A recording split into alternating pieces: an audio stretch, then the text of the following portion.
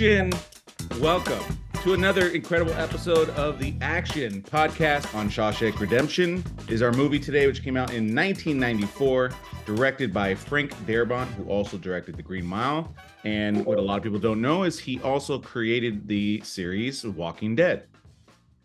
Movie was written by Stephen King of It and Stand By Me fame, and also Frank Darabont as well, who transformed it from a short story called Rita Hayworth and the Shawshank Redemption. This movie starred Tim Robbins, Morgan Freeman, and Bob Gunton, who played the warden.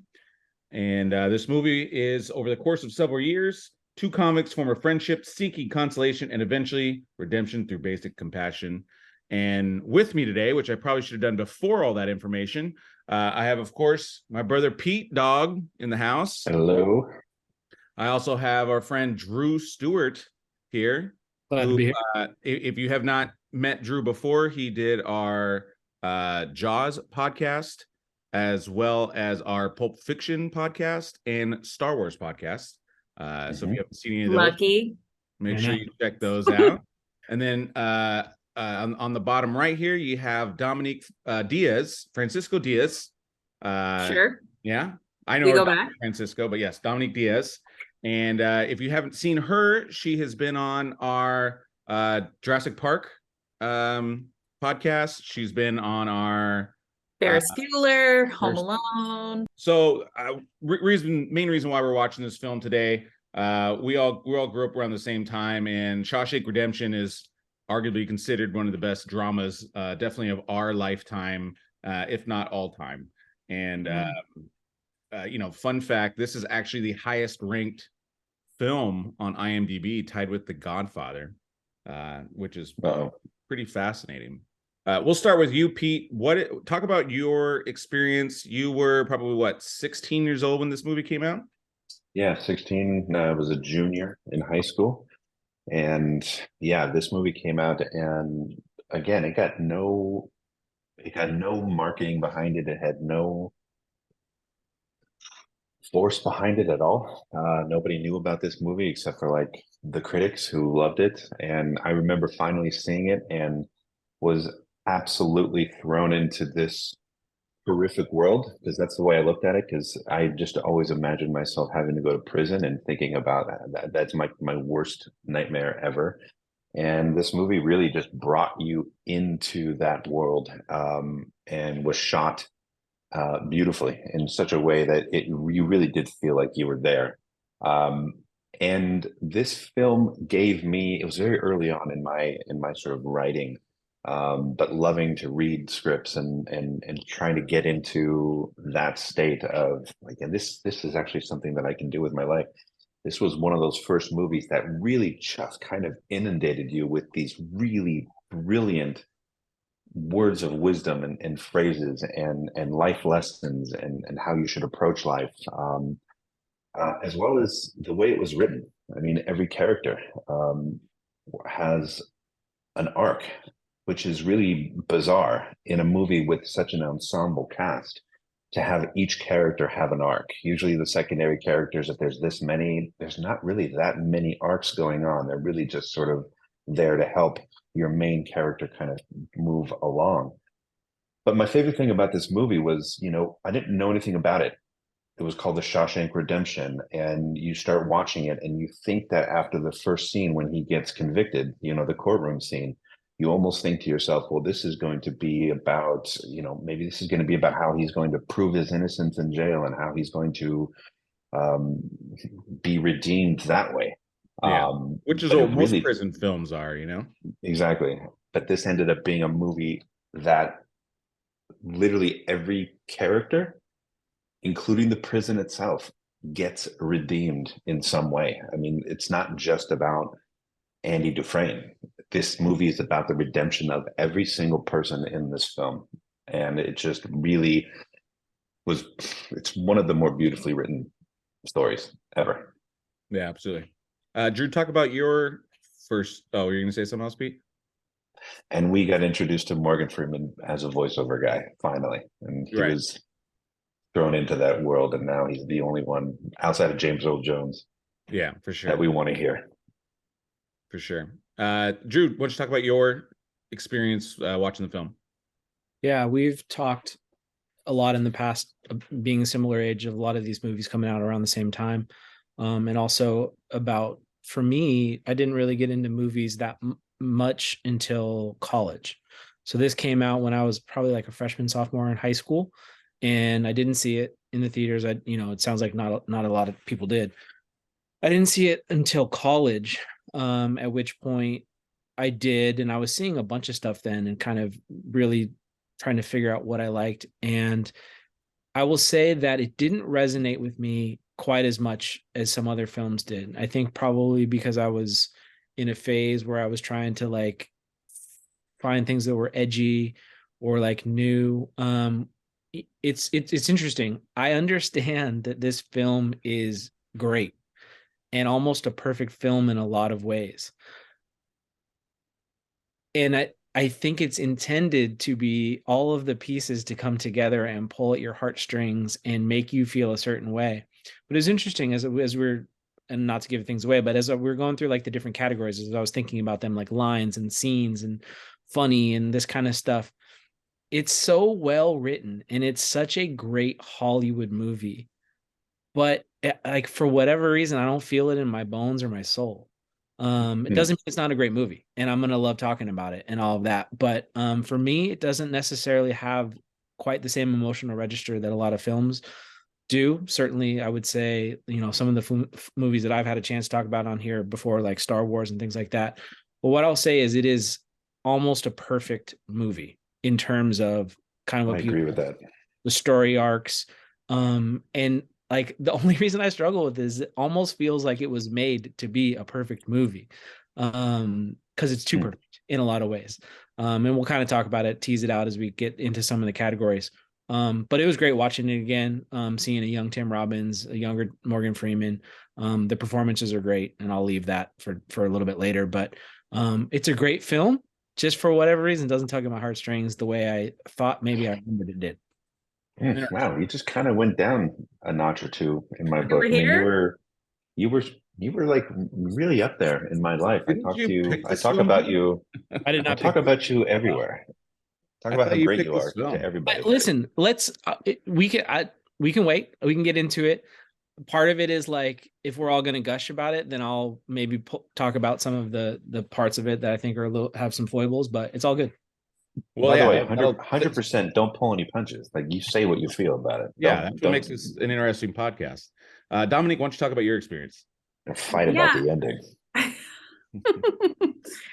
So same age as you. We were probably what, Paul, like 8th to 9th grade, I feel like. Yeah. 13, 14 years old. So my grandmother was my movie buddy, and we would go, like we've talked about a million times on this podcast, to the Man Six in our neighborhood, which is our neighborhood theater, RIP Man Six, and we would movie hop. And so we would go, and that would be our fun thing to do. And we'd go see a movie, and then we would kind of, peruse the hall and see what was showing next, and then sneak in. And so I remember Shawshank was the one that we snuck into.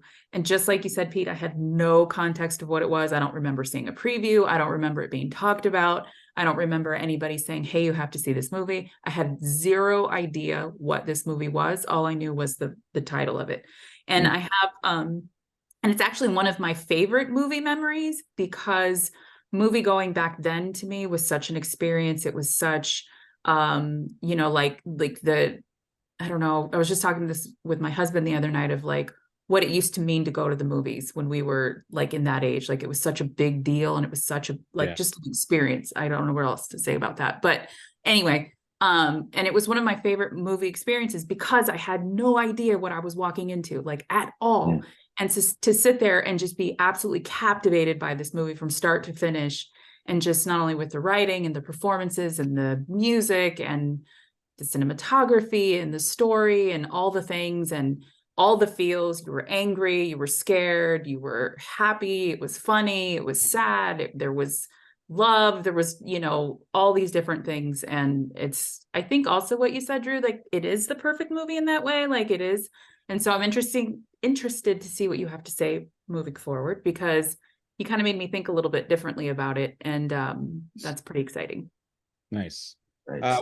Yeah, I guess my experience is probably similar to Drew. I don't recall watching this in the movie theaters.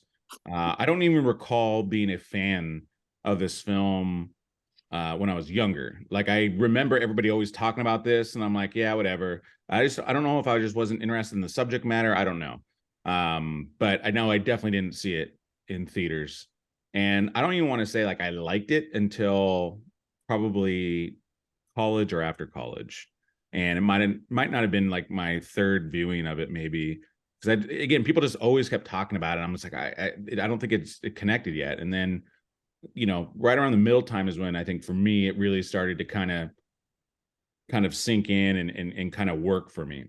And so I agree in a lot of ways this is a five-tool film. What I didn't realize at the time, like Thomas Newman now, like who I know and has composed so many great scores, like I didn't know he did this score. And right away when I heard the music, I'm like, man, that sounds like Thomas Newman. And then of course it is. He was nominated for the score. Of course, the cinematography, the shot behind me, it is super famous. You'd always see that in montage sequences of films. And, in a lot of ways, it just became part of the lore. And again, and definitely in our generation, people always say, oh, this is one of my favorites. This is one of my favorites. This is one of my favorites. So it took a while for me to kind of get there. But now, even watching it again today, I definitely feel like it's up there when you're talking about some of the best dramas, definitely the 90s, but, definitely in our generation, I think it's one of the best dramas that we experience. So, yeah, this is definitely one of those movies that this is a once a year movie for me, and it has been since high school. Yeah, There's a bunch of movies that at least once a year I have to watch, and this is one of them. Just because I just think there's so much value in it. But yeah, anyways, let's move forward. Sorry. Yeah, no worries. Okay, so for those not familiar with our process, we award points, and the winner gets to choose another movie that we will be reviewing. Our first quote unquote category is background. And since Dominique and Drew kind of cancel each other out, good job, good pick. I'm gonna go ahead and give Pete the one because he's kind of the unique one. I am wearing my prison issued uniform and ball cap, but that's fine. Casey did not notice. I do like beautiful. You know what, Drew? I'll give you an extra point too, just for that. For a costume, you get a point for costume. Drew always looks sharp. I mean, let's get that. I try to dress with the theme of the movie. So this is true. He does do that. So Pete gets one for background, Drew, and then I'm gonna give Dominique for explanation. I like the childhood story there. That was nice. That was kind of what I'm looking for. You're and I do miss movie hopping. That was awesome. With my grandmother. Illegally watching movies. Great. Now you can do it with the AMC Pass, where you can watch movies. A little bit less see up to 3 films every week. Yeah. So obviously they changed the name of this movie from Rita Hayworth in The Shawshank Redemption to just The Shawshank Redemption because apparently they were getting a lot of calls. Jesus Christ, why would you make it that long? Yeah. Well, they just thought it was a biopic, and so it's confusing for many people. So they changed it ultimately. Budget box office, we mentioned this before. This did not do very well in the box office. The budget was 25 million, and it only grossed 28 million domestically, and worldwide it was just like a couple 100,000 more. Obviously, this was back then when there wasn't really any foreign distribution. And but Warner Brothers still shipped 320,000 rental copies to stores, and that's when it really kind of picked up a lot of its cult status. And then TNT apparently ran it like every day because it was like the cheapest movie to air on its channel. So that's what really helped grow its theater, and it actually became the most rented video of 1995 and one of the highest grossing video rentals of all time. So again, that's what kind of led to its popularity. On the review side, like I mentioned before, this is the #1 all-time film, rated 9.3 on IMDb rating, tied with The Godfather. Whoa. And this is the first. What do you think about that, Drew? Yeah. This is the first IMDb title to have over 2 million votes. It had an 82 Metascore, which is very good. In 2007, AFI ranked this as the number 72 greatest movie of all time. and was voted number 4 on Empire Magazine's 500 greatest movies of all time. The number 1 review that I had, Gene Siskel, Chicago Tribune. This is simply marvelous entertainment that brings life into a genre that I thought had been dead for a decade. The Prison Picture. Roger Ebert rated this 88. The film is perhaps a little slow in its middle passages. Maybe that's part of the idea too, to give us a sense of the laden passage of time before the glory of the final redemption. So pretty good reviews there for it. And this is going to lead us into our first category, which is our top 5 Oscar-winning dramas. Now, for me personally, I try to keep out films that add a lot of action to it. Just because, like I said, drama really is almost any movie you can, especially that's nominated, you can pretty much call it a drama. And so I tried to differentiate some of these other kind of genres so that I made it more specifically where it's, yes, Pete. I was a bit confused about this one. So I did whatever, like the top 5 Oscar winning dramas, like winning Best Picture, not necessarily it. Yeah. Okay. Yeah. Okay. No. I wasn't sure if it was like, well, if it won for Best Actor, then it's no. Yeah, okay, good. Best Picture. Best Picture. We're on the same page. Yeah. Yay. So again, like for me, I if it was more actiony, I try to refrain it. For instance, like Braveheart, I didn't include Braveheart on mine because of that, because Braveheart has a lot of action to it. So it's, again, just try to differentiate. It's a drama, though. Oh my God, there's so much drama. Of course, there's drama. All of the movies have drama in it. But my point is, like, I really tried to separate it so that there was So, anyways, we started with Pete. So, Drew, we'll start with you on this one. Give us your top 5 Oscar-winning dramas. So, like with all these lists, hard to narrow it down. So for me, I kind of did it some combination of renown and my personal favorites for what it's worth. So number 5 on the list, because it's going to be on everybody's list, and it's been on, I think, at least one list every episode that I've been on. I'll put The Godfather. It's obligatory. So just kind of placed. It should be number 1, whatever. Placeholder at 5. Got to mention it because I don't want to get hazed for not saying it. So Godfather number 5. We said it to death. Number 4 for me is In the Heat of the Night, which I rewatched recently and is a great film, and B, I think for its cultural importance is very significant to mention. I want to watch that. I don't think I've ever seen that one. Yeah, Sidney Poitier, Best Picture, American lead, and it's a great film. Won like 5 Oscars, I think. I think I just saw it on like Amazon. I'm gonna check it out. Yeah, I would check it out if you haven't, or if you haven't seen it in a while. It's a really good movie, and like I said, important for the time. Well, hopefully it's a great movie since you put it number 4. It is a great movie. It's a very good movie. Argo, a more recent one. Nice. And like I said, this one for me is just more of like a sentimental favorite. I'm a history fan. I work in a place where the Iranian Revolution is important. So there's to me, there's a lot of relevance. The U.S. Embassy or the U.S. Embassy? Yeah, the real life part of it, as well as just it's well acted. I think they do a great job. Ben Affleck's awesome. Number 2, one of my, if we're talking about a perfect movie, but for me in a edgier way, No Country for Old Men. I love that movie. A lot of people don't like it. I could probably watch it every single day. I love No Country for Old Men. Javier Bardem, I mean, just came on the scene and ripped your heart through your throat. So Josh Brolin, amazing in it. So No Country for Old Men, number 2. Number 1, I know you guys are gonna give me a hard time. I always talk about classics and old movies, and they're not relevant anymore. Everyone thinks that oh my God, I can't even believe I can't think of the name. What's the Orson Welles film that everyone says is the greatest? Gone with the Wind. No. Animal. Citizen Kane. I have Casablanca as number 1. Nice. Perfect Hollywood film, World War II, defining for Bogart, Ingrid Bergman, the whole thing. It's also a perfect film, start to finish. It's awesome. So Casablanca, number 1. It kind of made Hollywood in a lot of ways. Yeah, 100%, and it still holds up pretty well. I watched that's probably one I try and watch once a year myself. And of all like the older classic films, that one I think can go toe to toe. And again, I think it's still entertaining, right? Which is a big thing. Some of these, like I just watched Cimarron from 1931, and it's horrendous. It's a 1931 film, and I've watched 1931 westerns, before, but I can't believe this won Best Picture. Like, it's like, what? This is so bad.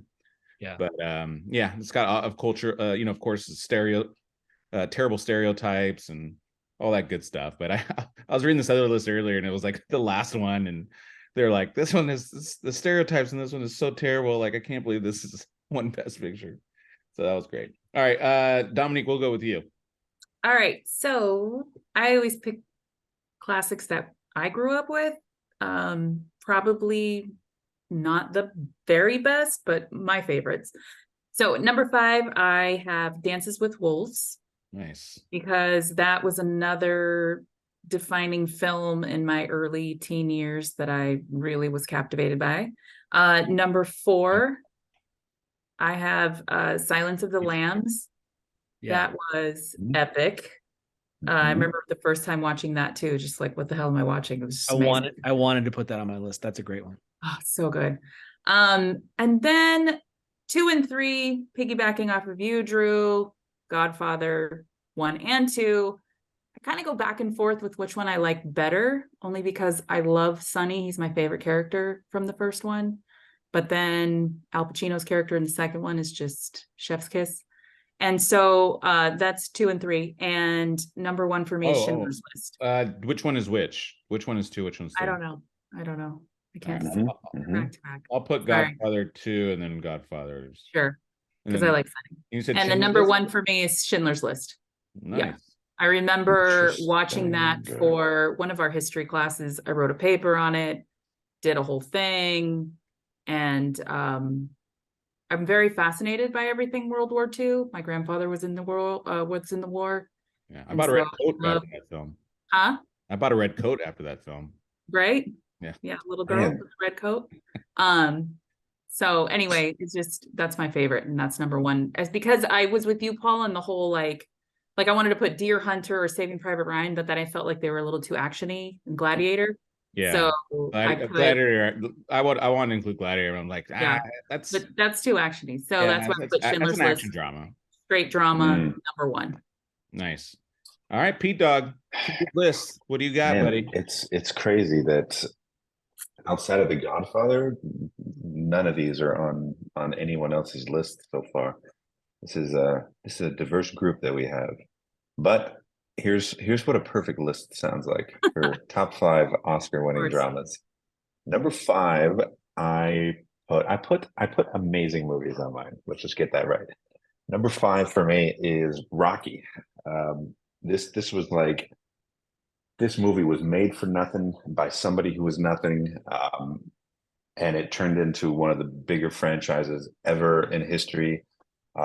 But even if it was just one movie, and they never did anything afterwards, I think that the way that this movie was written and then performed, I think it was just absolutely stunning. It's a beautiful, beautiful story. It's a beautiful film. Absolutely. Number 4, even though you guys don't agree with it, I put Gladiator. I think Gladiator is one of the best movies I think I've ever seen.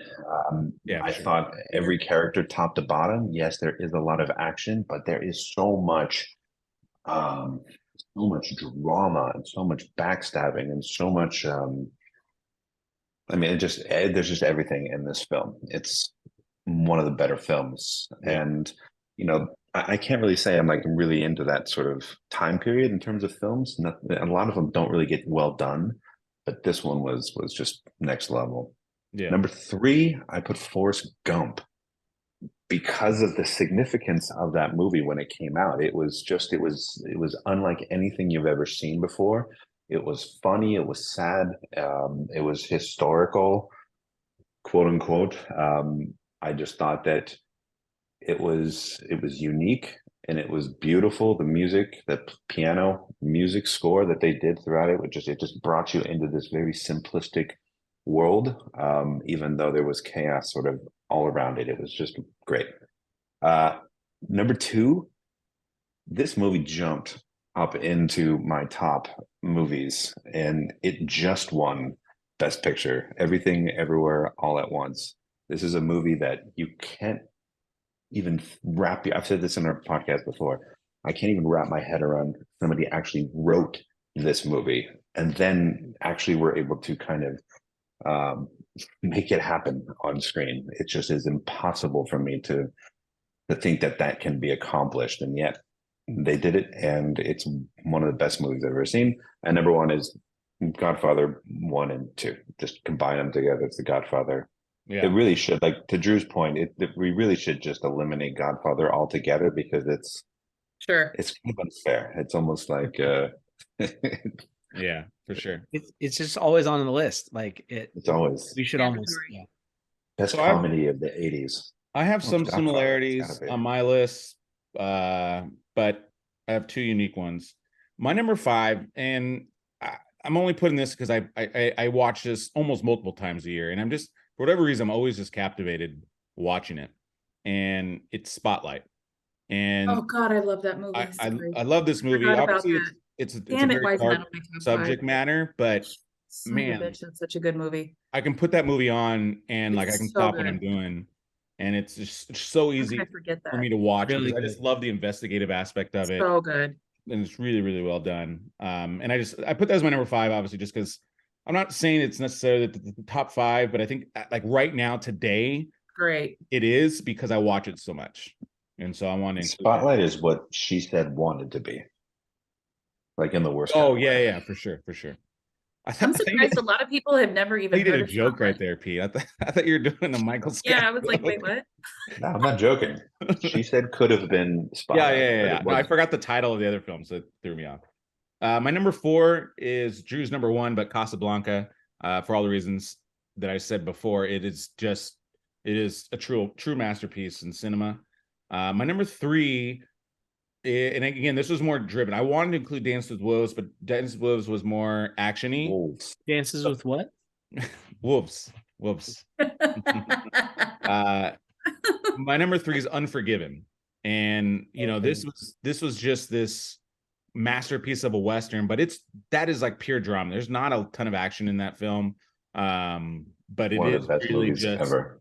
deeper characters. Our boy Morgan Freeman, who's also in this film, is in it. My number 2, Godfather, just like everybody and their mother. And then my number 1, for again, a lot of the same reasons Pete's talking about, Rocky. I think Rocky, just the impact that it had in the way this story, like the rest of them are definitely more action oriented, but this one, there's not a lot of action in the original Rocky. I mean, there's literally like 2 fights, right? But this Spider Rico at the beginning, and then the Apollo at the end. And it's a lot of character development, and but again, to me, like the historical significance of this film, what this film has done, no other film drama wise has ever done. Nobody's ever spawned 8 sequels from a drama. Obviously Star Wars built a universe, Marvel, but those aren't dramas. Those are comic book or sci-fi type things, right? But no other drama has ever kind of spawned. And then Creed is like continuing with this ultimate kind of drama pieces, and so just an excellent film. Great. And that's why I put that my number 1. So guys, I'm not gonna lie, I'm extremely torn through all of your lists. There's something I like about everybody's list, and so everybody's a winner in my heart on the lists. I just want to say that. But I'm gonna go with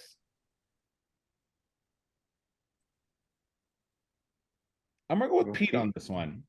Oh, that's what I'm talking about. Only because Pete, here's where I went. One, obviously, all 5 of your films are literally like they're also popular too. But your choice of Everything Everywhere All at Once, brilliant move. It's a bold pick on your part, but it is a brilliant film, and I'm curious how this film is going to hold up in 5 years. If it still has that, like, if I still want to keep watching it in 5 years. But I like the fact that I think so, because I was thinking about putting that on my list too. I'm like, man, this movie, we haven't seen a movie like this ever, So Obviously, I was a big fan of the movie. I called it a Best Picture in May, which is unheard of. And so, yeah. Awesome. Thank you. So, we'll put that out. So Pete is I'm now winning. up. Pete is winning taking right now. 2-1 to 1. So again, anybody's ball. Yeah. But this is so standard. This is like I always Pete get always like takes 2 me or to the 3 lead. points, and then I just take a nosedive. Pete's the opposite of Tom Brady. He does not know how to close. You have to wait till he makes Paul mad, and then he won't get any more points. There you Yeah, go. exactly. Keep I'm talking. the Baker Mayfield of Yeah. podcasts. Next category is the Oscar goes to, and this can go to a cast or crew member who performed the best. Now, this was nominated for several things. It was nominated for Best Picture. This was also nominated for Best Actor in a Leading Role, Morgan Freeman. This was nominated for Best Writing Screenplay based on adapted screenplay, Frank Darabont. This was nominated for Best Cinematography, my boy Roger Deakins, who I love, absolutely love. Nominated for Best Sound, Robert J. Litt, Elliot Tyson, Michael Herbeck, William D. Burton. And this was also nominated for Best Film Editing, Richard Francis Bruce, and music for our boy Thomas Newman. So that's what it was nominated for. It did not win anything. 95. Tommy Newman. Or 95 was, of course, a very, very... I thought it won Best Picture, and then I went and looked back at the nominees, and I was like, holy shit, it was up against Forrest Gump and Pulp Fiction. Yeah. I was like, oh, no wonder. In one of the best years of all time. We'll do that one year, which is like the best movie years. That'll be a category. That'd be fun. But yeah, so Dominique, we're going to start with you. Who does your Oscar go to? My Oscar goes to Darabont for the adapted screenplay. Just going back when I was trying to find the quote that I wanted to say that I liked, I don't know, some of them, they're just so beautifully written. And I've never read the book, but I imagine that he did a fantastic job adapting the screenplay from the short story to make it into this film. Yeah, absolutely. I mean, Stephen King, this is his favorite adaptation of his books. And so that tells you enough. Awesome. Pete, dog, what do you got? I got a broken heart because that was like the thief Dominique just swooped in, and I won't even expound on that, even though I can, because it's the way this movie was written, and like I said earlier in my opening, the way that each character gets redeemed throughout and has an arc is just, it's masterful. I will say that my gut wants to give it to Morgan Freeman, and I'm also going to say that, bravo to the Academy for actually giving him a Best Actor nod as opposed to a supporting actor, because people don't really realize that this is a story about Morgan Freeman in a way. There's two main characters, and I'm glad that he got the nod. But I think I would go with Paul's boy, with Roger Deakins, with cinematography. I think this is one of the more beautifully shot films. I think that, like I said earlier, this movie brings you into a very painful and uncomfortable and sad environment, one in which that you lose hope, and you're supposed to lose hope, because like Morgan Freeman says, like, hope is a killer, and if you believe in it, then you are going to basically go crazy. And Dufresne doesn't want to even hear about it. Even establishing shots, overhead shots. I mean, just the way things are shot in this film, it's just really, really pleasant to watch. So I'm going cinematography. Awesome. Drew, what do you got? Those are both awesome, and I love Deakins, so both good choices. I think I will, I guess, go with an actor, and I'll go a little off the beaten path. I'll go for the Warden, Bob Gunton. Obviously, Morgan Freeman and Tim Robbins are amazing. By the way, Tim Robbins, I always forget how tall he is. Yeah, 6'5". I've seen him in real life. He's really that tall. It's unbelievable. I mean, anyway, so it'd been a while since I had seen him, but There's a shot in Top Gun when you watch when he's getting out of the plane, and right when he gets out the plane, he's standing right next to Tom Cruise, and he's 4 feet taller than him. That's not flattering. Like, holy shit, he's not a small dude. It's like a dad with his kid. Yeah. But the warden, so one of my critiques, well, I'll leave it for what I would change in the director's chair later, but what I think is interesting for me about the warden is a lot of the other characters, even as well as it's acted and as moving as some of the parts are, they feel almost allegorical to me. Sort of their arc and their positivity throughout and all this sort of stuff. For me, the warden kind of felt like, I could almost say that about the main bully cop in, prison guard, but like he's almost like a cartoon character.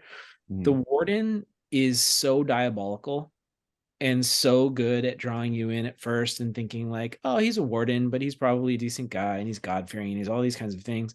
Yeah. And you sort of start to slowly peel back the layers of his evil nature. Yeah. Oh, so evil. And by the end, and like towards there, like when things start falling apart and he's getting people killed and like all this kind of stuff, you're like, oh my God. Like to me, in a way, also he was the warden for like a million years, which is weird. But for me, that aside, like he becomes kind of the most real character.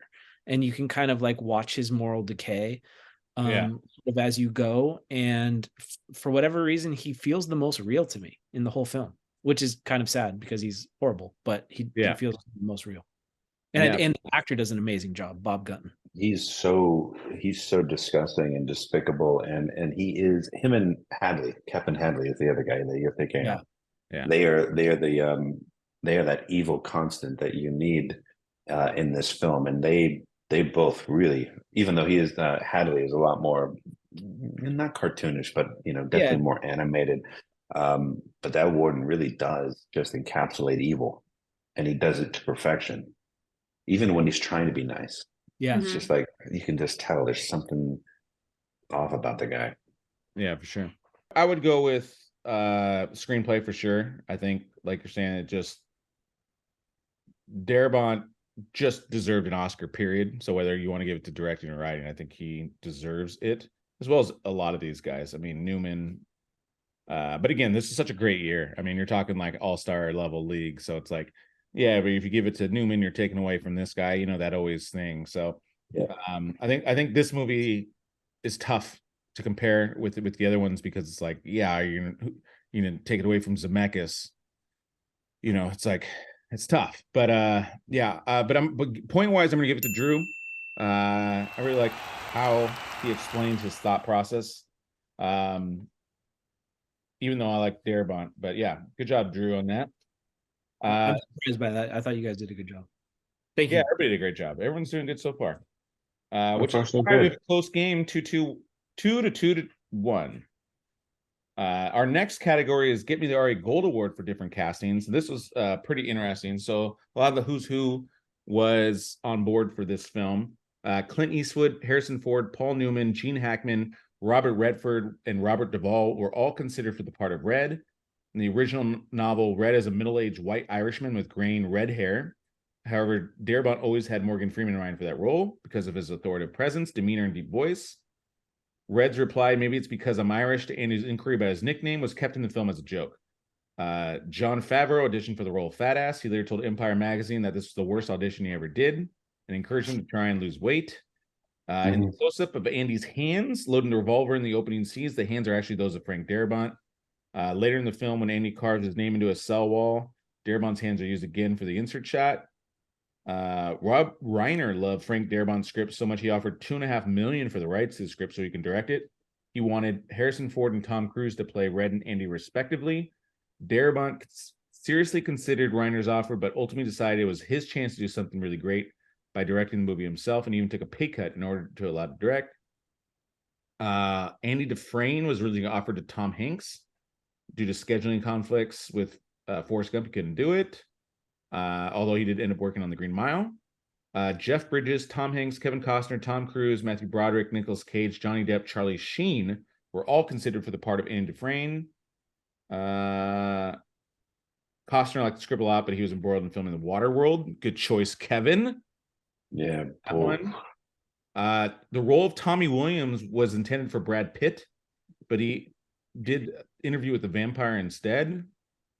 Maybe you should have done this one. Brad. This could have maybe sped up your career a little bit more. What else? James Cromwell was considered for the role of Warden, but turned down in favor of Bob Gunn, of course. Then Cromwell went on to do Green Mile as well.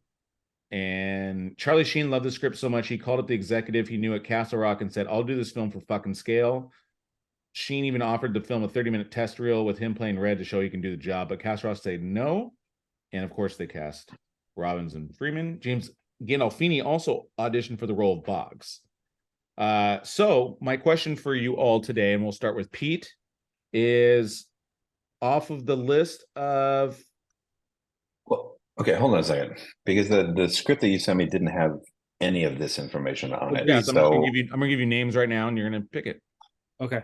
So we're just gonna do any to frame because we don't really have enough red. Between Jeff Bridges, Tom Hanks, Kevin Costner, Tom Cruise, Matthew Broderick, Nicolas Cage, Johnny Depp, and Charlie Sheen, who would be your second choice for, if you had to recast this, who would be your second choice for this? Can you say the names again? Say the names one more time. Jeff Bridges, Tom Hanks, Kevin Costner, Tom Cruise, Matthew Broderick, Nicolas Cage, Johnny Depp, and Charlie Sheen. Yikes. I mean, Bridges is interesting, but I would have to go Costner just because I think Costner's the only one that could really kind of adapt to that time period. You know, the way he talks and the way he performs, and he can be loud, but he's also very soft spoken, and he's very thoughtful. When he physical acts, presence too. Exactly, and he's taller. All those other guys that would have just completely destroyed the movie, with the exception of maybe Bridges. I mean, Hanks is great. Hanks is great, but I mean, there's no way. I mean, I don't know if I would buy it. Yeah. Yeah. I would go Costner. Okay. Drew, who do you got? Yeah, I agree. Like, this list is like all of the most famous leading men of the time that don't fit at all. It's like there's like a name grab of like the who's who. And I'm sorry because it sounds like I might be stealing this, but I'm gonna take Jeff Bridges for sure. I hear you, Pete, with Costner. You know, I do think he could probably do it, but for me, Bridges, and I disagree a little bit in terms of him being able to play the time period. I don't know if you guys have seen Seabiscuit, which is like one of my favorite movies. Yeah, but he plays a 1920s character pretty believably. So I could see 100%. Him transforming. What's that? Yeah, 100%. Yeah, I think my only counter argument to that would be that, I don't know, there's a certain class to Andy Dufresne, and there's a bit of elegance to him that I don't think that Bridges has versus Costner. I hear you, but I also think it's hard to separate Bridges from some of his most recent work where he's far less elegant. But again, like I point to Seabiscuit as his ability to be put on a 3-piece suit and do his thing. He's still dirty. He has that, for me, he has that quiet contemplative look that I think would work for this role. And kind of, so for me, it's Bridges. Yeah. Dominique, who do you got? Based on that list, I agree with Drew. As soon as you said Jeff Bridges compared to all those other names, the first thing I thought was he was the only one that could pull off that soft-spoken demeanor. And then I had to get my brain back to 1994 Jeff Bridges, and I could totally see him in that role, again, based solely on that list, because I was kind of going off my own list last night, and all of the names I came up with, I felt like they were too rough or gruff, because I had or too kind of young or too boyish. Like I had Kevin Bacon, I thought about Willem Dafoe, Sean Penn, Dennis Quaid. Those were some of the ones that I kind of came up with, but I never even thought about Jeff Bridges. But once you said his name, I was like, oh, to me, that would be the next best one. Dennis Quaid could have been interesting. I think he's too attractive though, in a weird way. Like, especially at that time, like he was too pretty boyish. I don't know. Good looking cat. He is, but he's not. I agree, Paul. So, dimples and smile. I don't know. He's cute. Especially again, going back to that early 90s, like, and what they look like then versus what, they Yeah. Obviously aged since then, 30 years? I don't know. I could be a friend to him. Yeah. Yeah. I think the only Pete, I agree with you and Kevin Costner, like acting wise, could do it. Thank you. But I don't feel like they could afford him. You know, if you look into the business aspect. Okay, but that wasn't a stipulation to this question. No, it wasn't. It wasn't. But I'm just countering what you're saying. What the hell? Because they could afford Tom Cruise. At that time, yeah. No 94? way. Tom Cruise? And he'd already done Top Gun. He'd already done Days of Thunder. Dude, Days of Thunder was epic. The Mission Impossibles weren't out yet? No. No, I think part 1 came out in 96. Yeah. I don't think his price tag's ridiculous. Okay. Because again, it's not like Tim Robbins is. Dude, but you said it yourself. This was like a $25 million budget. 20 million of it would have gone to One of those to Costner for sure. No, Costner for sure. Dude, Tom Cruise Costner's the biggest. Got a Shawshank actor. in a shoebox. Yeah. Listen, it's the right choice. You pay him. You pay him. I'm gonna give the point to Dominique just because I liked your out of box thinking with Dennis Quaid. Mm-hmm. You know, you didn't listen to my list and you choose your own. Didn't. I did my own. You know, you broke out of prison of mine. Yeah. And I went through a tunnel of shit to get to mine. You've been redeemed.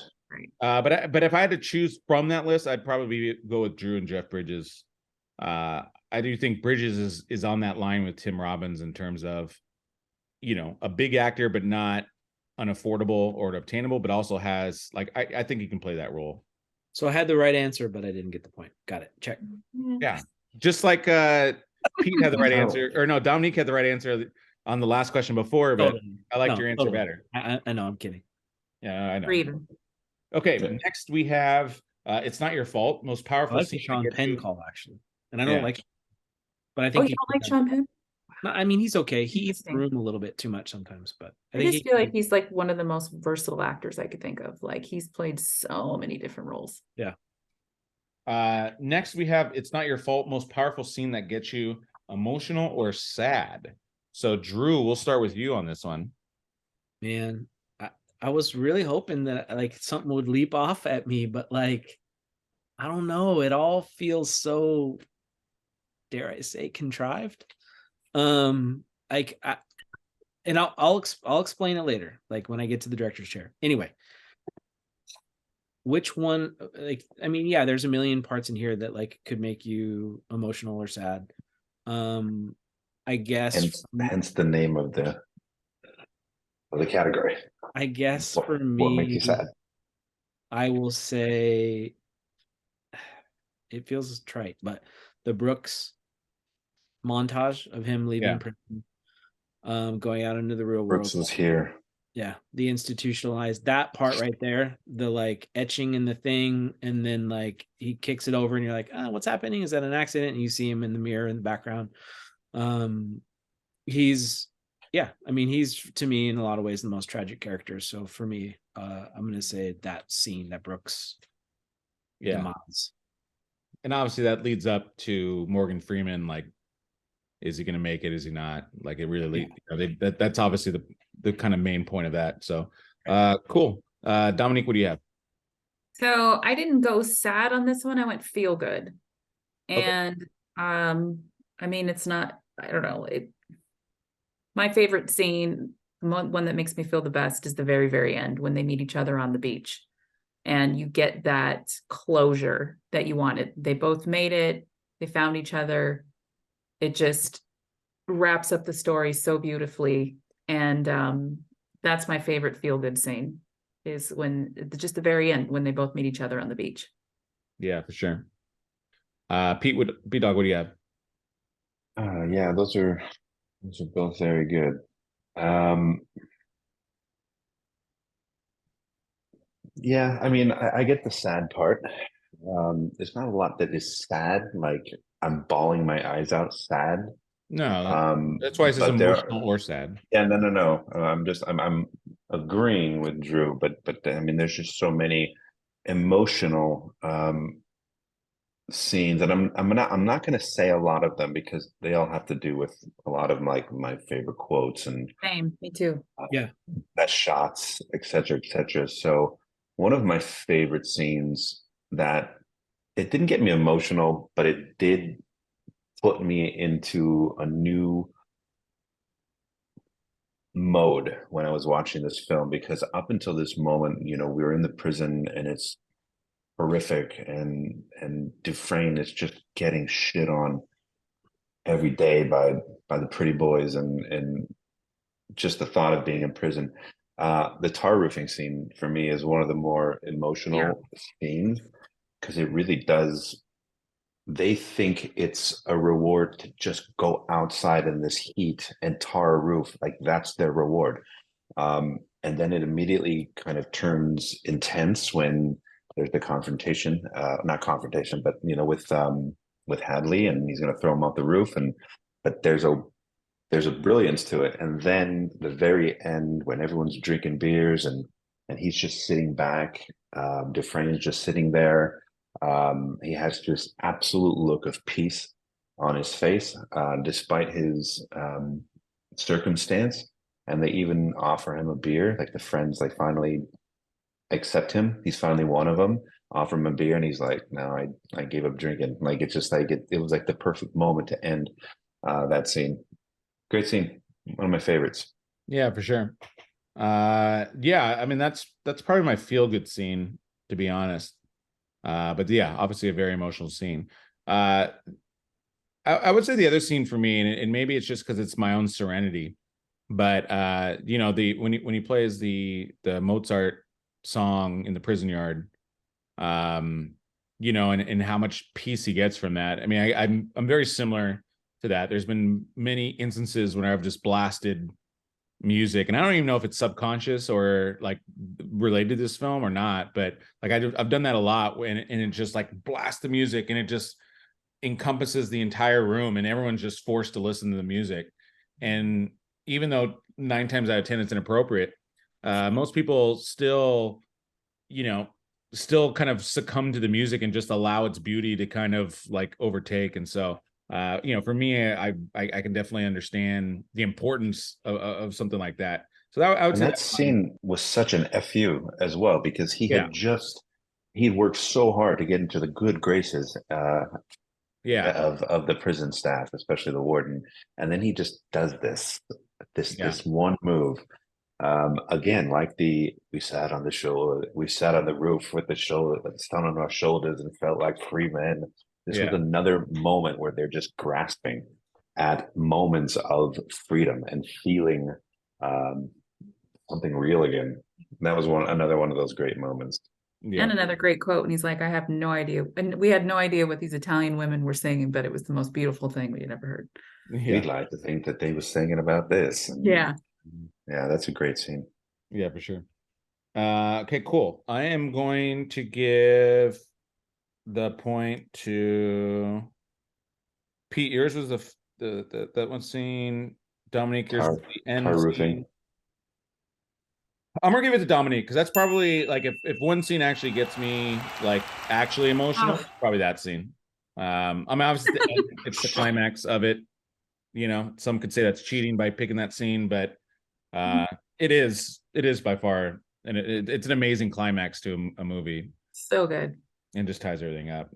Much to Drew's chagrin. Drew probably ran out of the theater at that point.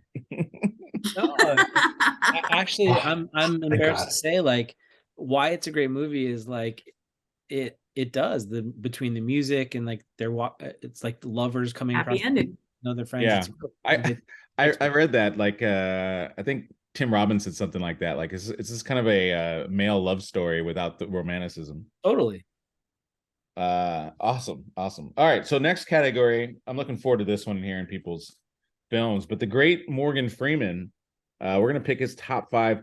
Now it's his top 5 movies, right? But just weight them in terms of the role. I would say rate them in terms of the role instead of the movie. For instance, if I had to get an example, like The Dark Knight is one of my favorite films of all time, if not the favorite film of all time. But his role in that is not as great. So I wouldn't necessarily put that number one. These would be helpful clarifications before we. Yeah, I want you guys to read my mind. I like to throw these last minute, but hey, everybody! By the way, this list that you just did, let's go ahead and change it around. Top 5 Morgan Freeman movies, but let's shift. While we're on the podcast, it's exactly that though. Okay, so I think Dominique, we're starting with you. Okay. God, well, now that you changed up the rules, I didn't change the rule. I mean, just say it. It ultimately is about your explanation anyway. So okay. So my top 5 favorite Morgan Freeman roles / movies. Number 5 is Robin Hood with Kevin Costner. Also around that time, early 90s. He's the Moorish guy. I love that movie. Azim, the Great One. There you go. And watched that a million times over when I was a kid. Number 4. That is an action figure. No way. Yeah. Love it. Yeah, it was a great. Way. Number 4, Glory. Nice. Yep. Number 3, Driving Miss Daisy, because I feel like that was his first major picture that was like made him put him on the map, if I remember correctly, kind of. Is that before Glory? I don't know, but I feel like that was more like it showcased him more like as an act, like, I don't know, Glory felt more ensemble-y, where my Driving Miss Daisy was him and Jessica Tandy. Yeah, I mean, he won an Oscar now, I think, for that. Yeah, I think so. Number 2, Seven with Brad Pitt. Right? Isn't that what it's called? Yep. Seven Deadly Sins. Yeah, love that movie. Watch that quite often too when it ever comes on. And then number 1 for me, obviously, Shawshank. That's my favorite Morgan Freeman role. Because like you mentioned earlier, I didn't think about it, but yeah, that was his first movie where he's the narrator and how we just all fell in love with his voice. So, yeah, absolutely. Yep. Then he landed March of Penguins. That's true. Pete, what do you got? Yeah, ours are pretty similar. I was going to put Robin Hood because I love Azim the Great One, and I love that character. But I'm gonna switch it up last minute and say number 5 for me is Glory. For those reasons, it's a stunning piece. I think his character, the father figure almost to Denzel, and just the strength of this man, and what he portrayed in it. I thought that was where I feel like that's what put him on the map. Like really just kind of, actually I take it back. Wasn't it my number 4? Lean on Me, perhaps? No, I think Glory. Did I forget Lean on Me? I think Glory was Mr. Clark. Possibly, yeah. I know. We even used to call Mr. Adams Mr. Clark. I can't even. Yeah, we did. What's wrong with me? Are you kidding me? We used to quote that all the time in high school. Dominic literally was thinking I docked you for that. Yeah. Well, now they call me Batman. So yeah, it's you smell crack, film. Don't you? it's a powerful film. His performance is just, what an act, just like my favorite movie of all time is like Dead Poets, and the way that he conducts himself in that movie. Lean on Me is the same teaching style. You know what I mean? That'd be a great category too, is school films. Ooh, yeah. I like it. Yeah, School Ties, number 1. Number 3 is Unforgiven. As classic as that film is, I think his character is just an important piece. And it's not over the top, and but there's just a beauty to it. Number 2, Seven, and that movie is one of my favorites. I can review that movie if you guys want to. Number one, Shawshank. You can't beat Shawshank in his performance. There's just nothing better. Oh, I bet Drew can. Nah. What, Now You See Me? I'm curious to see Drew's list. Number 5, I have, and I'm tailoring it a little bit on the fly because I didn't realize Paul's disclaimers for how we have to choose our list. No, it's all about your explanation. You don't have to tailor anything. Totally, Paul. Driving Miss Daisy is number 5. I agree. I feel like it was his less of an ensemble like in Glory, and more kind of like a tour de force coming out. Yeah. I mean, it's a quiet role, obviously, but an important role. So Driving Miss Daisy for me at 5. What year was that? 88? I think so. 87, 88, late 80s. Yeah. For me, number 4, I agree with Robin Hood. I watched that. I mean, Robin Hood, Prince of Thieves is So good. for worse, a movie that I wore the VHS out of when I was a kid. Same. 100% agree. Love Love that that. Still wear movie. out the VHS. Unforgiven at number 3. Tough That's the same character, across the board. but amazing film. He does a great job. I'm gonna put, just to be a little bit different, Shawshank at number 2. I'm not hating on it. And my concerns with Shawshank is not Morgan Freeman or his performance. He's amazing. Like, the acting is amazing. Like, I could just listen. I could listen to him narrate it all day long, narrate my life, all that good stuff. He's quietly brilliant in that movie. And once again, Drew messed up another list. And number 1, I partly because of the movie, partly because of how he does it, I love 7 and his role in 7. 7 is badass. Yeah. So if can't believe I you'd be down to review it, I would be all in on a 7 podcast. All right, so I would too. My list is definitely different than everyone's, which I love. So my number 5, and the only reason why I put him on this is that number 5, I was debating on a lot of different roles, but I went with Sum of All Fears, and he plays kind of the James Earl Jones role, but he's not James Earl Jones, but he's a different character. But this is like when he really started going into the, sophisticated. Oh, I thought you were going to say bad movies. Sorry. No. Yeah. I love Sum of All Fears. This is when he really got into bad movies.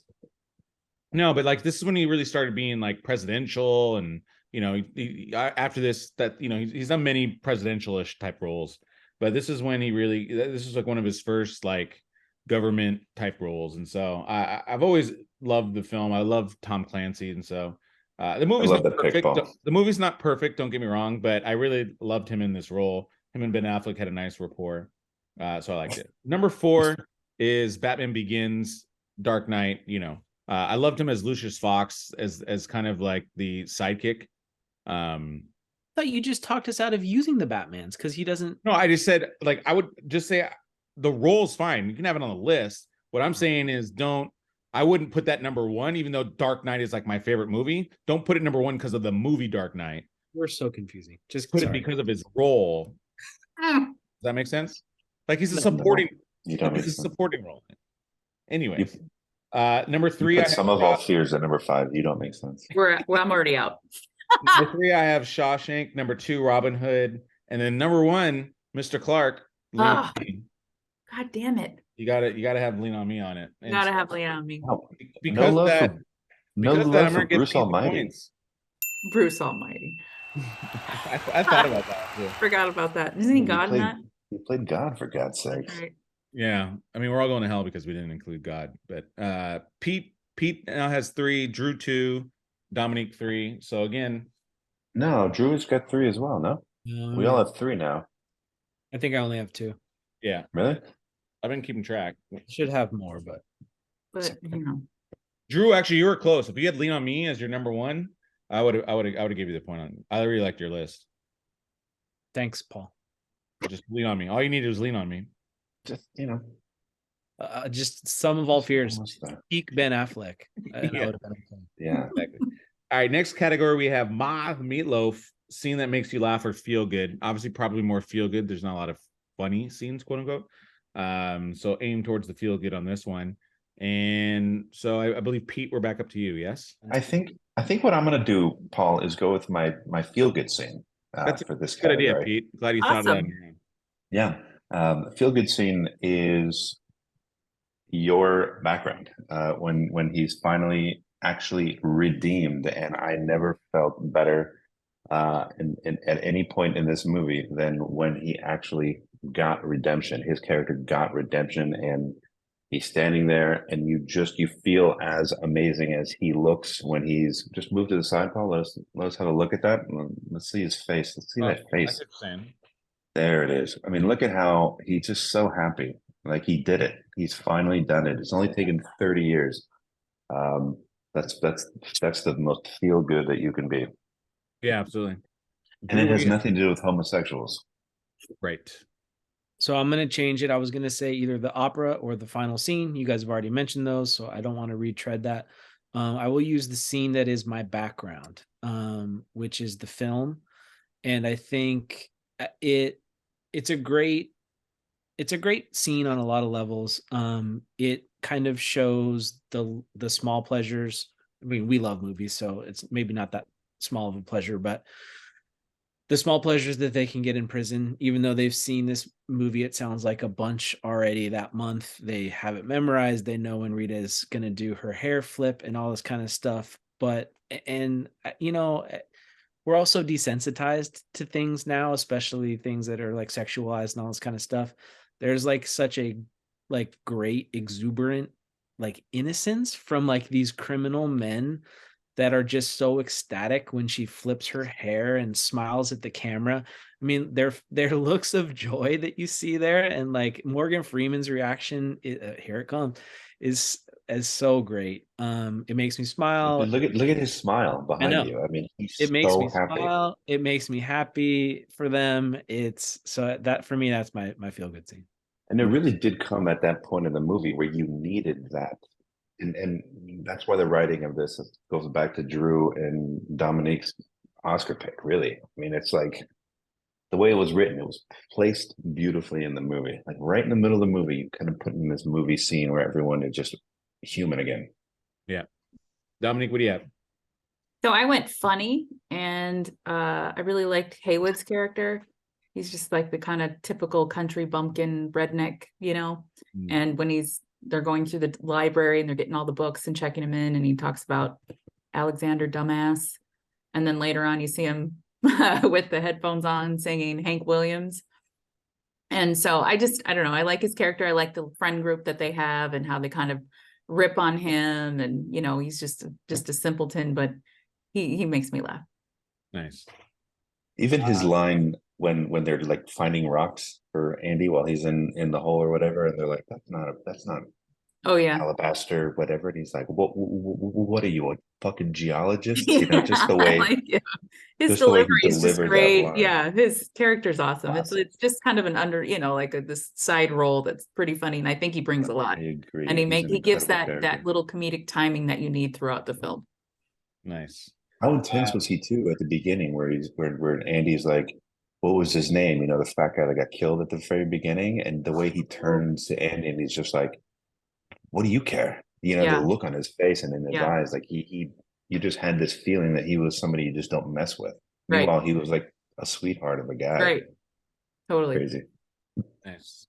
Yeah, my scene, I already kind of mentioned it, but it's definitely like when he gets the beer, like, you feel the heat and you feel all that, and then you see like the cold beer, and it just looks so amazing. Looks so good. His face is everything in that scene. Yeah. Just this kind of And smirk. even the part where he's like Pete was mentioning, like, like I don't want any. Obviously, drinking got him to where he is there. So even that sort of quote unquote redemption is good. So that's my favorite. So I'm gonna give Drew the point on this one. I kind of like how you explain the movie scene. Yeah, that was a well worth point. Yeah, very much. We're all tied up here, going into our next category, which is line please. Pretty much your favorite quote. So you're gonna give two, give your favorite, and then give kind of an underrated quote, and then I'll judge you on both. And I'll start with Drew. This was hard. There's so many good ones. So I was struggling and not like taking as good of notes as I would have liked, because I know that I missed a million good ones. But one that stuck out to me was when Andy's talking with Red about explaining to him how he's cooking the books for the warden, and they're kind of going through, and he asks him, do you ever feel bad about this, and blah, blah, blah. In the quote, on the outside, I was an honest man, straight as an arrow. I had to come to prison to become a crook. I thought was a really good, really telling, quote, especially for him, because we knew that he actually was, or we presumed he was innocent. Sure. And so we actually did see prison turn him into a criminal, even though he went in as an innocent guy. And what a statement about the prison system in general, right? Like there's a lot in that quote. Totally. and then it's kind of woven in throughout, right? Like how hard it is. The warden saying, the three things that they spend money on is bars, walls, and something when he's trying to get the library built. Like there's a lot of those messages about, even back then, the prison system, and it's not about rehabilitation, it's about punishment. Yeah.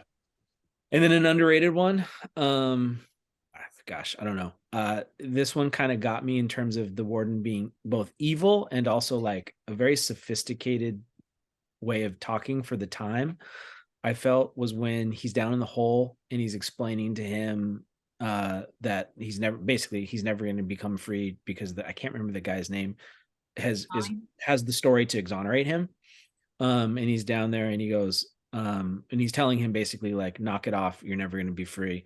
And he goes, I'll pull you out of that one bunk Hilton and cast you down with the sodomites. Yeah, that's Tommy you're referring to. Mm-hmm. Yeah. Nice. Dominique, what do you have? So my favorite quote is rather long, but one line from that quote is my absolute favorite one line from the entire 3-hour film. And so my favorite one line is, I guess I just miss my friend. I don't know. Oh, God, I literally get choked up just saying it out loud. Yeah. And the words before it, I think, are so beautiful, right? He's talking about, he says, there's some birds that aren't meant to be caged. Their feathers are just too bright and, et cetera, et cetera. But that last, I guess I just miss my friend. Oh, I don't know. Like it just, because I feel that way about some people in my life that are not here anymore. You know what I mean? And those relationships that, I don't know. And so I think back to people that aren't with me anymore. And you could say all these things about this person of why you miss them, right? You miss your relationship, you miss this experience, you miss what they used to say or do. But at the end of the day, it just summarizes it all up so perfectly when he says, I guess I just miss my friend. All of those things I could say, but at the end of the day, I just miss my friend. Yeah. And as far as underrated goes, I really like when Brooks says, the world went up and got itself in a big damn hurry. And that's another thing that I love about this film, because I do like films that are just over the span of, 30, 40 years, and you see how the world evolves and changes. Yeah. And it makes you think about how long Brooks was in prison for and what his world must have been like versus what it was when he came out, which was even I think in the 50s is when he got released. And so to us, that's, went in the 15? Yeah, that's a lifetime ago for us now. So 08? anyway, oh wow. I just I love that. That would be insane going through that time period and come out in the 50s, because you're talking about the car basically before it came out, and then all of a sudden it's like everybody's got a car. But I also, when I the last time I'd watched the film, and that quote kind of resonated with me, because I'm like, God, am I an old lady now? Because I kind of feel like that still, like the world is just such in a hurry and there's just slowness to it all. But I think it's an underrated quote because it's not usually ever, I've never really heard it quoted, but it's one of my favorites as well. Awesome. All right, Pete, what do you got? Jesus, I was really hoping not to be the third person on this one, because I value a specific quote more than anything that I get from this movie, and nobody mentioned it. So thank you so much. The absolute greatest line in this film that encapsulates not only the heart of the film, but it also speaks to your life and how you should approach it and how you should live it, or at least how you should think about it. It all comes down to this: get busy living or get busy dying. That is everything. Stop wasting time. Don't waste anybody's time. Either fucking do it or don't. Get busy living, get busy dying. It's the best line in this film. Point Peter. Thank you so much. Let's hear your underrated one. I need to hear your underrated one. Well, my underrated one, again, there's so many. I could pick about 12. I'm going to pick an underrated line delivered by Morgan Freeman, but not because of the line itself, but because of why he said it. And it's his last parole hearing before he gets approved. And he goes through the whole spiel and he says, to tell you the truth, I don't give a shit. And just his look, his voice, his attitude, he'd had it. He's not playing the game anymore. He doesn't have hope. He's like, I don't give a shit.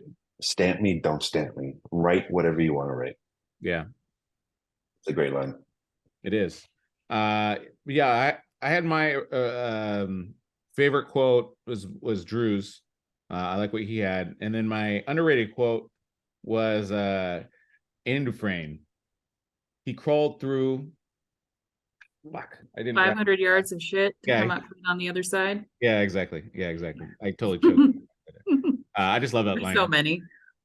Yeah, I really love that line. So I'm gonna do something I normally never do, but I'm literally gonna give the point to both Pete and Dominique. I really love not just the quotes itself, but really your explanations. And so I'm gonna reward you both on that one. Kind of go against. Again, I would like to point out that your quote was my quote. Yeah, I didn't like your underrated quote. I just did such a bad job explaining it. No, it was more your underrated quote. Your underrated quote was. Yeah, no, my underrated quote was not good. Yeah, like I would have given you the point. I literally forgot about that one. Yeah, I had to grasp it something. All good, man. All good. Okay. Can I do my honorable mention when Andy approached, like the tar roofing scene, when Andy first approaches Captain Hadley and he's like, "Do you trust your wife?" Hadley's like, "Oh, that's funny. You're gonna look funnier sucking my dick with no teeth." Sounds good. Man, wait, can I say my other one, my honorable mention too? Because I love all the quotes. I like when he says, "I like to think the last thing that went through the warden's head, other than that bullet, was how the hell did Andy Dufresne get the best of me?" Or best of him. So good. Yeah. I mean, I love all the quotes means basically I love the script, which yes. Yeah. Here, Paul, I want to read you my favorite quote. Yeah. Page one. Page one. Yeah. All right. Next, let's go through this. Let's go through these next two quickly. Although I do want to hear Drew's director's chair because I feel like that's gonna be interesting. But let's kind of skim through a great shot, your favorite shot in the film, and all. So kind of the same thing. Your favorite shot and then an underrated shot. For that. So I started with me this time. No, I started with Drew. So I think Dominique, I'm starting. Okay, my favorite shot is when the opera's playing and the camera pans out and you see all the men looking up like this. Yeah. And they're just frozen in time and captivated by what they're hearing. And you can feel the feeling of the etherealness of that playing and how loud and beautiful it is. And then just that moment of freedom for them. And then my favorite underrated shot is when the warden rips off Rita Hayworth's poster and you just see the whole of him staring down. It's just like, that was when the aha, like, holy shit, that's how we got out of there. Because I remember in the theater very vividly 30 years ago, sitting there and wondering when they're like, you know, where is this guy? Where did he go? Did he just vanish like a fart in the wind? Right. And they're tearing up his room. And you're like, what the hell happened? And as soon as he did that, you're just like, oh, no way. So those are you almost think in the script, it says POV hole. Yeah. Yeah, exactly. That's how you write a script. Pete. Good job. That's how you do it. All right, Pete, what do you get? That was my underrated one. The best shot in this film, besides the one behind Paul, is when the bus carrying Andy first arrives, and you get the exterior of the prison as the bus comes in. It starts to come over the top, the camera, and it shows you this giant prison yard all in one shot. And then you see all of the inmates running towards this one thing. And then by the very, very end, it comes almost full circle and it's the introduction to this new world that is going to be part of your life forever. That's the best shot of the film. Thank you. And then, I think an underrated shot is that it's sort of the tail end of that, or right afterwards, that shot of when he walks into the prison, into those doors for the first time, and just the angle of it, and it just looks so massive, and it looks so cold and dark and final. And then they throw in his face, like his expression, which isn't much, but there's something there. It's a horrific shot for me. It's like that's it. Like that's the end. Like that would be the end of my life. Yeah. And that shot is powerful. Yeah. Drew, what do you got? Pete is correct. The best shot is that opening scene when, and I'm not going to veer away from it, when the bus is coming in and it's following behind, and then it goes over to the prison and he looks down at the yard. It's both beautiful, and for me, in rewatching it this time, the other thing that I really liked about it, and I don't know if this was intentional, I almost feel like directors don't ever do anything unintentionally, but to me, it was a callback to another Stephen King adaptation in The Shining. When you first see the Overlook Hotel when they're driving up and it's from above, and the Overlook becomes a prison of, family becomes a prison of that hotel over that winter. And to me, I feel like it can't be an accident that it was a very similar intro to Shawshank. Stole my point. And from right underneath you. But it's also beautiful. It's also beautiful and all that. But to me, the callback to The Shining, I think is, there's no way for me to see that scene without thinking that, another Stephen King. And then I know so much about movies. Nerd alert. And then anyway, and then underrated is right after Andy breaks out of prison and they're kind of trying to figure out what's going on, and they do the roll call and he's missing, and they throw all the prisoners back in their cells. And before Morgan Freeman gets called, before Red gets called into the cell to like account for where his friend is, they're walking by all of the prisoners back in their cells, and Red's just kind of standing very stock still behind the bars. And it's like we very rarely see them in their jail cells, and you almost never see Red in his jail cell. And the stark contrast between Andy having just broken out and Red almost frozen behind the bars, looking almost like a caged animal, the way his face looks to me is just, it's devastating for him, while at the same time you're stoked for Andy. Yeah. And that's a great shot. It's almost like, it's almost a bookend to that one shot during when Andy first gets there. And it was almost like he just recedes into the shadows, but very like cold, and like this happens all the time. That was one of those ones, the ones that you just mentioned, where it's like, it's the first time he's probably jumped back like that and ever experienced something like that. What a great film. Yeah, absolutely. Wow. Well, Dominique, I was going to give you the point, but Drew came in and deservedly so. Job. Yeah, great job, Drew. Yeah, that was awesome, Drew. We got ourselves a ball game going into director's chair. It's all tied up at force. And so we got director's chair. What would you change about this film? And we just started with Drew and Lazo. No, we started with Dominique. Dominique. So we're gonna start with you, Pete, on this one. Yeah, there's not a lot I would change about this film. Virtual perfect film. The only thing I would change would be the casting of the actor who catches the laundry bag that has the rock hammer in it. Like, his face is so obvious that he's doing something wrong. He's like, and like, even when he's like loading up he's got his different like piles of clothes and toothpaste and all that stuff, and then he sees Red and he's like, oh, Red, here's your thing. Like, it's so bad, it's terrible, and it's the only part of the movie that makes me mad. Nice. All right, here we go. This is what the fans have all been waiting for. Drew, this is what we've been waiting for. And I feel like I've built up the anticipation too much. My biggest problem with this film is prison is too nice. Now, I understand that there's the sisters, and like, but ultimately that gets tidied up pretty quickly.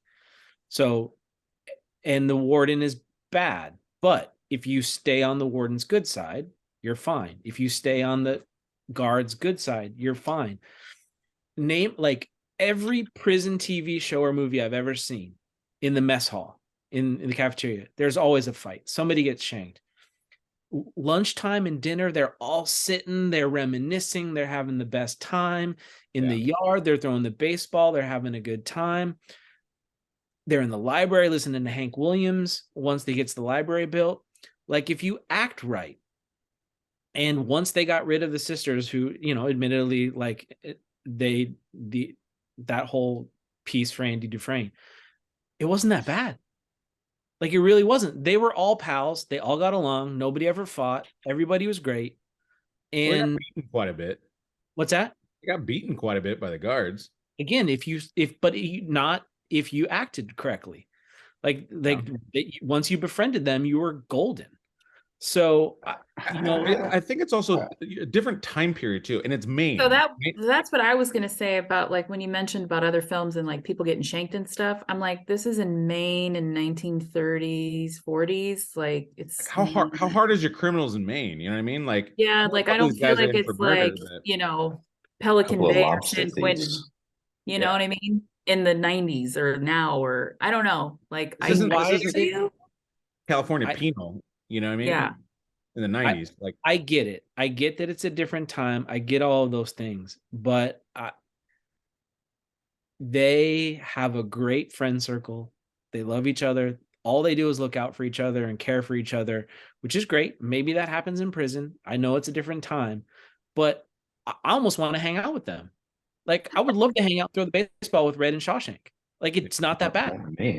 Not me. Oh my God. But even if you're on the guard's good side, there's still that loaded gun to your head that you have to walk around with every single day, because one false move, you end up like the big fat guy at the beginning, and you just get the shit kicked out of you. Even when they toss your cell and stuff like that, they're not like, just let me just lift up something and let me just move some books. They just like take all your shit and they throw it everywhere, and they just fucking ruin you. They came in and tossed his cell and barely moved things around, just as a ruse to decide what kind of a guy he is, so the warden could talk to him, so he could go and cook his books. Meanwhile, the warden was holding that Bible that had the rock hammer in it the whole time. So anyway, I to me, looking back at it, like, yeah, he got thrown in solitary, and I understand, different time and place, all that sort of stuff. But at the end of the day, like, Brooks didn't want to leave. Red, like, thankfully, because Andy had broken out, Red was gonna have meaning once he found him. And yes, becoming institutionalized is not great, but generally speaking, they had the things that they wanted. They got to watch movies. They got all the contraband that they could smuggle in, and generally speaking, like, they had a good time. So my problem is they made prison look too nice. Okay, I mean that's fair.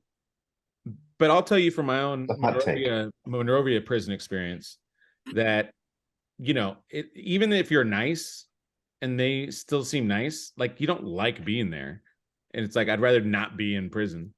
And so, I think regardless, even though if it may seem nice, now I think after a while, I agree, the institution kicks in and it's like, yes, I'd prefer to be here because I don't know, again, like the long-term guys, yes, they probably prefer to be there because that's all they know. Well, and the difference between going in the early 1900s versus coming out after 1940, after World War II, you know what I mean? Like, so much has changed. So it's just like, and again, you're going from being maybe a different status level to, I'm bagging groceries, and like, in the pace, I can't keep up with the pace because I'm not used to just all the flustering. So yeah, I mean, plus, like, the friend group, like, I mean, I guess there was, to me, I took it as like a developed camaraderie because they spent 30 plus years together. And in that first time that Andy came there, he had to kind of earn his spot within that group with men that had already been down together for all this time. Yeah. And so I don't know. I guess maybe you didn't have to work that hard to join that group. No, I mean, that's fair. But I think, I mean, yeah, we also don't want this movie to be 6 hours long, I think, if you make it. Yeah. Like I said, probably an unpopular opinion, and I probably built it up too much. But he almost got thrown off. I don't think you're terribly wrong. I don't think you're terribly wrong.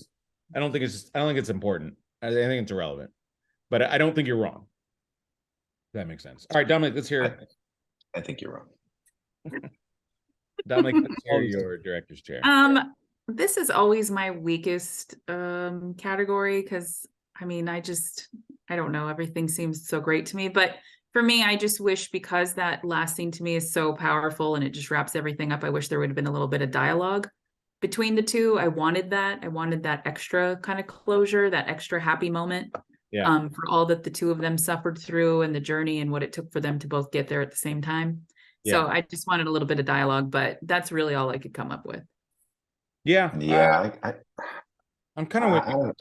Or not even dialogue, but I could have used or like a close up. Yeah, I could have used they were talking the whole movie. No, I not necessarily words. I could have used. I wouldn't even mind if they were closer. Yeah, but you could have used Kahuna Burger, Paul. Yeah, yeah. That's that Hawaiian burger joint. I hear they got some tasty burgers. So I'm not going to award anybody points on this one. I'm going to go again off the script here. Yeah, no one really impressed me on that one. Drew, I was actually ready to give the point to Drew, but not strong enough. So I'm going to keep it tied going into the final category, winner take all, best prison movies. Let's go.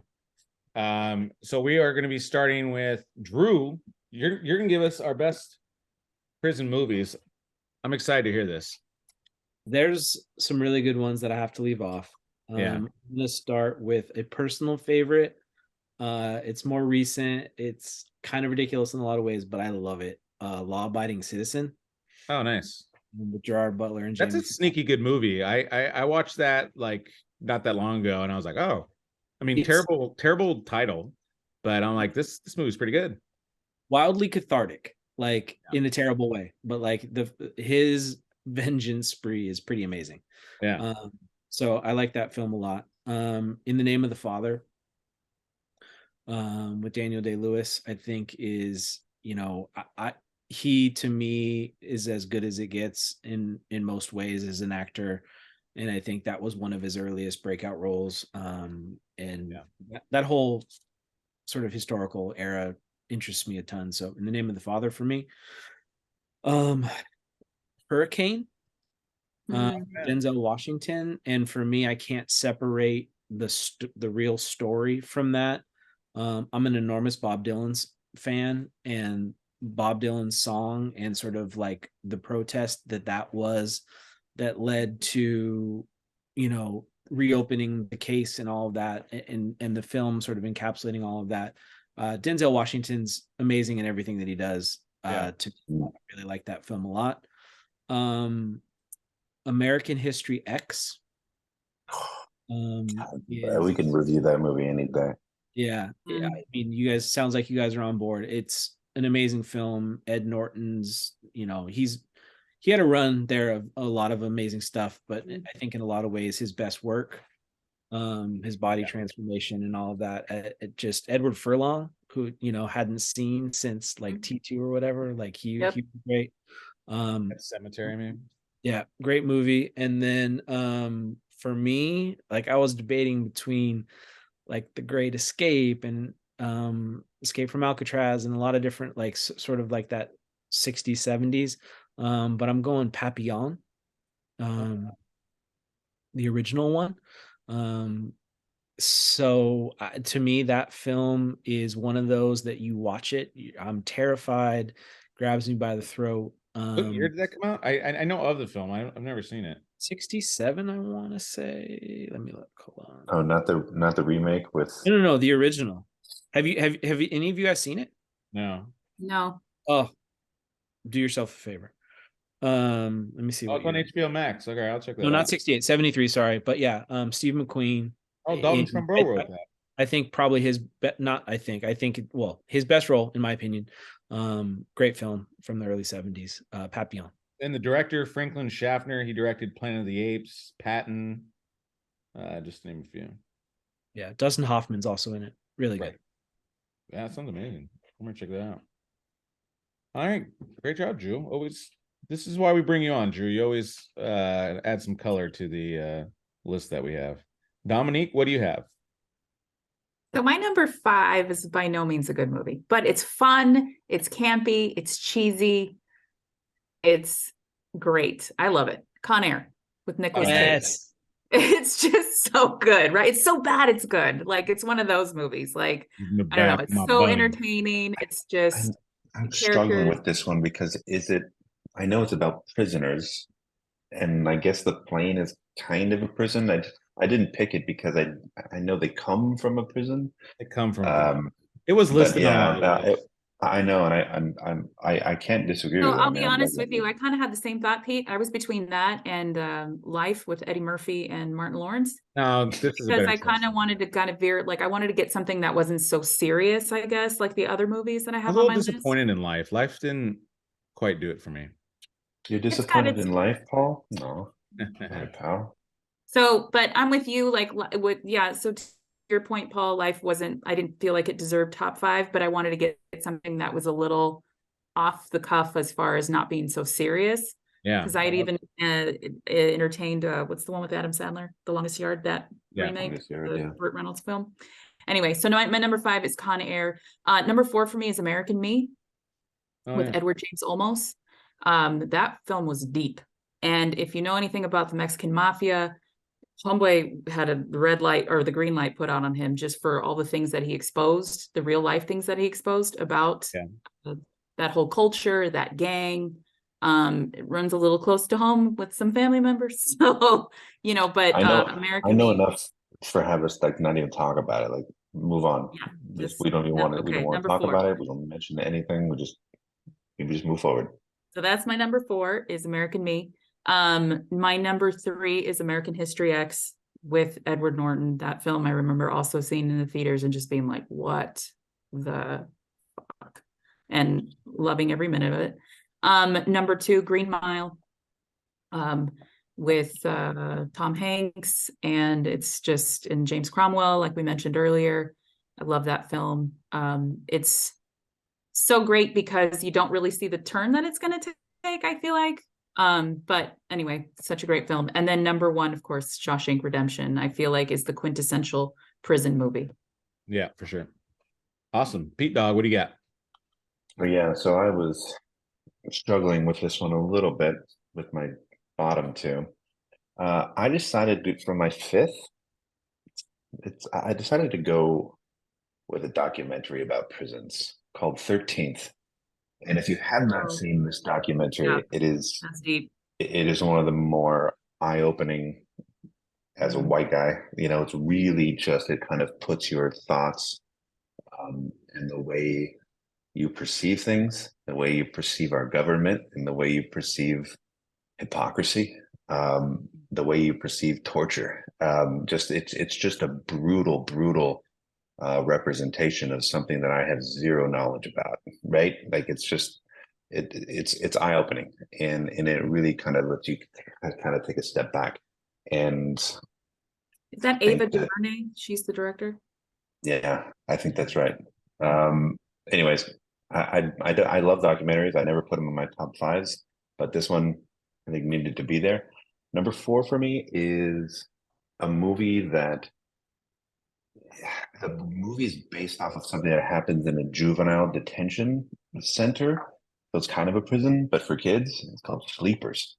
I remember that movie. So good. It was one of the more powerful films I've ever seen, based on a subject matter that I had never seen before. I'm sure there were movies about that subject, but it was really done in a way that you just felt crushed. For these kids. Isn't Kevin Bacon the scumbag guard in that? Kevin Bacon's the scumbag, Jason Patric, Brad Pitt. It's just a mind fuck of a movie, and it's intense and it's sad. I think Minnie Driver's in it as well. And then number 3, I went Green Mile. I love that film. I love everything about that film. It's for me one of those. I mean, it's another Stephen King masterpiece. It's just one of those films that is just character driven, and each character, like Shawshank, has a beginning and an end. Number 2 is American History X. That movie changed my life. It was just phenomenal. I'd never seen anything like it. And number 1 is Shawshank. Nice. Sleepers. That's such a good movie. Yeah. I need to watch that one. It's tough. It's a tough watch, but it's so good. My number 5, I actually just changed it because I didn't really consider it a prison film at first, but there's a few prison scenes in it, so I'm going to include it. It's The Rock. I had Longest Yard. Thought about that one. The Longest Yard I like just enjoy, but The Rock I love. Set in a prison. It's set in a prison. Yeah, it's not really a prison. Possible. Yeah. So that's my number 5. And again, it's number 5, not because it's probably higher in terms of my favorite films, but it's I think it's the least amount of the prison time. My number 4 is Escape from Alcatraz. I think that's just obviously a great film. I've read the book, I believe, back in the day, and just a really good film. I watched that not too long ago and really enjoyed it. American History X is my number 3. Number 2, Great Escape. That's pretty much kind of the prison film that started it all, and really, really good if you guys haven't seen that one. And then number 1, I don't think you can not do Shawshank Redemption, unless you're Drew and you're going Papillon. But I'm interested in seeing Papillon, Drew, so that's why I'm interested. So who's picking the next movie? I'm gonna choose Dominique because she picked Con Air. You put me off guard on that one, so congrats, Dominique. You are the winner. Holy shit, I think this is the first time I've ever won. Yeah. Well, she's the person. She's the person that wins the award and walks up and is like, "I didn't even write anything down. I don't know who to thank." No, this is obviously a close match. I was really, really close to giving it to Drew, but because I just liked his originality on his list. But I'm gonna give it to Dominique because of Con Air. I had too many right answers, Paul. I get it. Yeah, if you would have thrown Shawshank somewhere, I know you like to omit the movies that we're watching. It's kind of a fault of yours. But we're already talking about it. That's my problem. But it still needs to be on. It should be on your list somewhere. I mean, that's the point of the list. Is it's still a ranking? I get it. Groupthink important. Can I add one honorable mention for prison because it's kind of prison?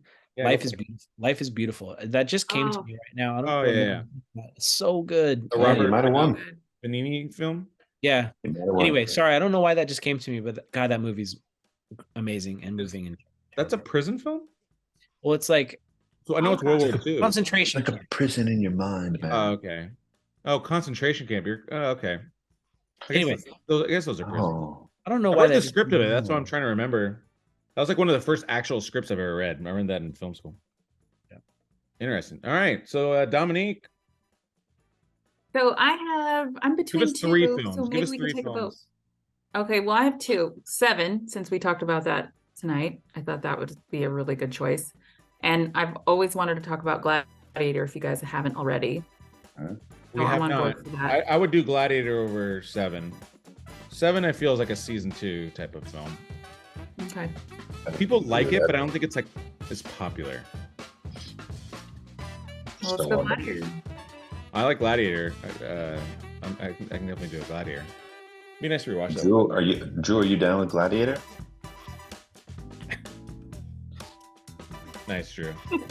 Yeah. Yeah, there you go. Yeah. Nice. Well, thank you, Pete, Drew, and Dominique for the winner. Congrats, Dominique. Joining us today. Thank you. Congratulations. Congrats on Dominique. So yeah, stay tuned for Gladiator. We'll put that on the agenda. Another victory on my shoulders, but whatever. Yeah, and make you walked so I could run, Pete. Yeah. Make sure you like and subscribe and all that good stuff. Comment below. Again, we're looking to put out some more content and continue to help grow this podcast. And so thank you all for tuning in. And with that is a cut. Thanks, guys.